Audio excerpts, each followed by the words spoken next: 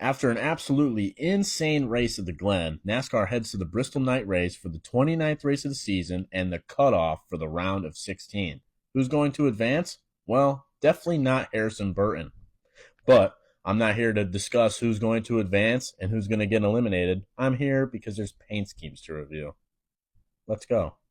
Guys, you have no idea how excited I am right now. After 28 times of doing this season, I finally got the intro down in one cut, which means I'm obviously in the flow. It's time to cook. You know, Ross, it really is unfortunate that you don't have a chance to fight for a championship. And not just because you completely ruined my championship parlay, but, because we also have people like Harrison Burton in the playoffs. The good news for you, though, Ross, is that you are still in the lead for the most Big Baby Scumbag Paint Scheme of the Week awards. You guys need to help me decide what the Big Baby Scumbag Paint Scheme of the Week award champion should receive at the end of the season. 9. Syndrome, I've had a lot to say about you this year, but you're currently third in the playoff standings. Unfortunate for you, you have an average finish of shitty at Bristol, so you're not in the clear yet there, bud. 6.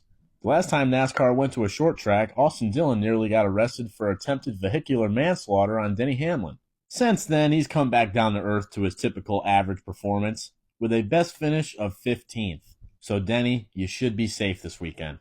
From him, at least. 9. I'm so happy to see a company that filed for bankruptcy sponsoring a team that's going out of business. You know how in school your parents and your teachers always told you to try to stay away from all the troublemakers because you turn into one yourself? Well, Bed Bath & Beyonce and Stewart Haas Racing are doing the exact opposite. It's kind of like those relationships you see where the guy's 27 years old and he's still delivering pizzas and the girl's like 19 and has already spit out 3 kids. They'd probably both be better off if they went their separate ways, but you know what? They're a match made in heaven because they're both pieces of shit. 5. Glaze on, baby. 10. Well, Brad, we've had a disappointing start to the 2024 playoffs, but good news for you, head into Bristol. Honestly, I think as long as Brad runs a clean race, he should make it to the next round. But it would be pretty badass if he caught a win. But since I promised I wouldn't bet on Buescher and he ended up winning last week, I'm going to also promise I won't bet on Brad. Hopefully, we can create the same results. You're welcome, RFK. 10. Spire had all 3 cars finish in the top 10 at the Glen. Of course, you already know who finished the worst out of the 3. I hope you've been practicing making those margaritas at Chili's there, Corey, because finishing 8th one time at the Glen doesn't look that good on a resume. 8. At this point, I think Kyle Busch might need to get rebaptized or something. It seems like all season, if there's a wreck or an issue, he's in it. I do hope he gets a win by the end of the year so he can extend his streak, though. 9. It's hilarious to me that Chase Elliott, the road course prodigy, hasn't done shit on a road course in years. The next-gen car is essentially a road course car, yet somehow the road course prodigy sucks. But I will say, he's not as bad as this ugly-ass paint scheme. The teal-blue number on the red race car? Despicable. And not the movie. 0. This may surprise you guys, but I've never been much for hunting. But this car makes me want to mount a 12-point buck above my headboard, put Christmas lights on it, and call it Randy. Why Randy? I don't know. Sounds like what a deer would name itself.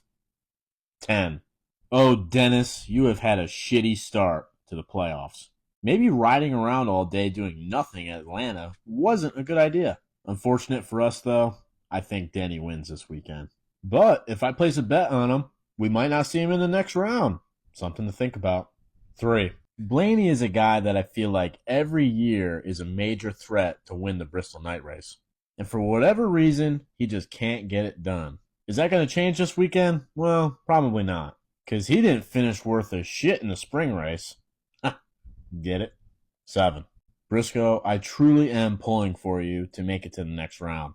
Unfortunately, though, since you're driving this absolute abomination, you don't deserve it. It's just too ugly. I'm sorry. 0. Meat and bone is what Tony Stewart and Leah Pruitt did, and now Tony's getting out of NASCAR, and he's having a kid. 8.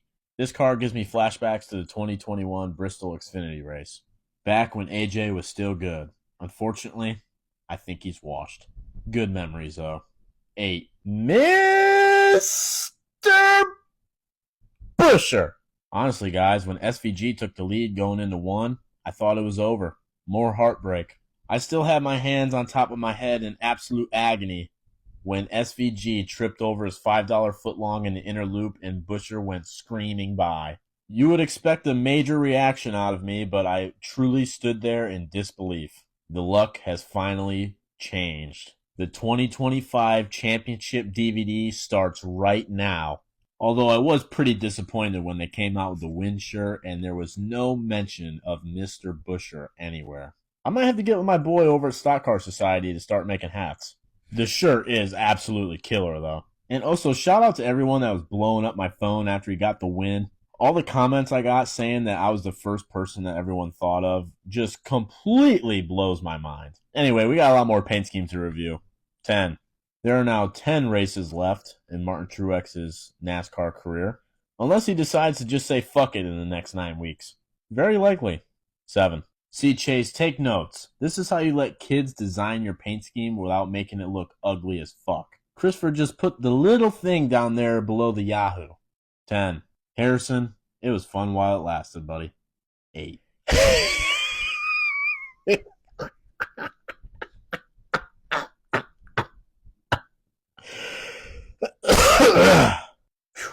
Nearly died there. 6. Congratulations, Bubba, on your contract extension. Little word of advice to you, though. Maybe stop getting beat by 11-year-olds in legend cars. Not a good look. This paint scheme fucks, though. 10. Willie. I'd probably be begging Blaney's sister for forgiveness if I were you. 5.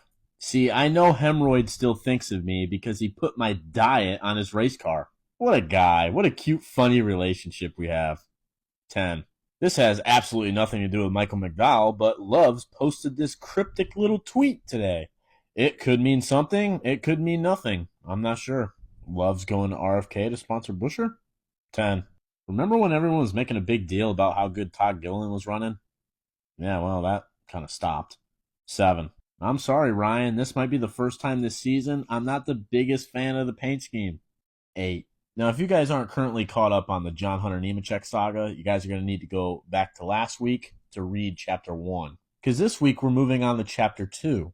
John left this comment last week. So we're currently in the middle of a huge development here. Because to not disrupt the integrity of my videos, I have to keep giving the Legacy Motor Club cars zeros every week. But if John does come through on his word and brings me to a race, we are dealing with a historic turnaround here. We're dealing with some like Anakin Skywalker, Darth Vader type shit here. When John was running for his family truck team, that's like when Anakin was out there racing pods. He moves up the ranks to front row trying to become the Jedi Cup Series master, but the Jedis won't train him. That's when he gets sliced in half back down to the Truck Series with KBM. Now he's made it all the way back to the Cup Series where he's in the Death Star blowing up planets and race cars. But now we're to the point in the story where I find out that maybe John Hunter Nemechek is actually my father. So now we're just going to have to find out if he takes the lightning bolt for me from Palpatine Toyota or if he ends up putting a lightsaber through my stomach like Darth Maul did to Qui-Gon. I guess we'll find out in the next episode. But until then, 0. Eric, you're kind of an innocent bystander in this whole mess. If Nemechek is Darth Vader, I guess I'll make you Jar Jar Binks.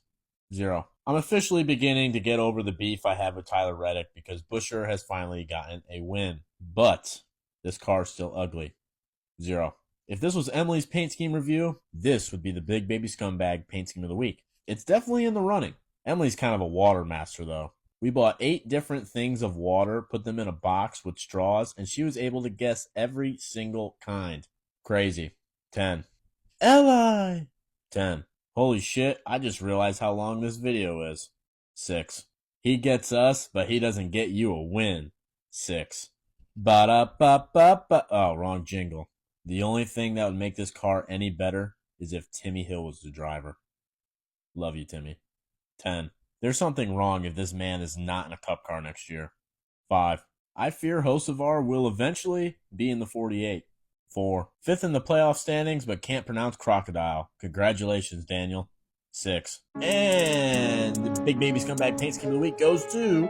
Money in my face, what? Hoes in my face, what? Pocket full of money, I ain't running out of space, what? Mama said, baby, you the cat long way.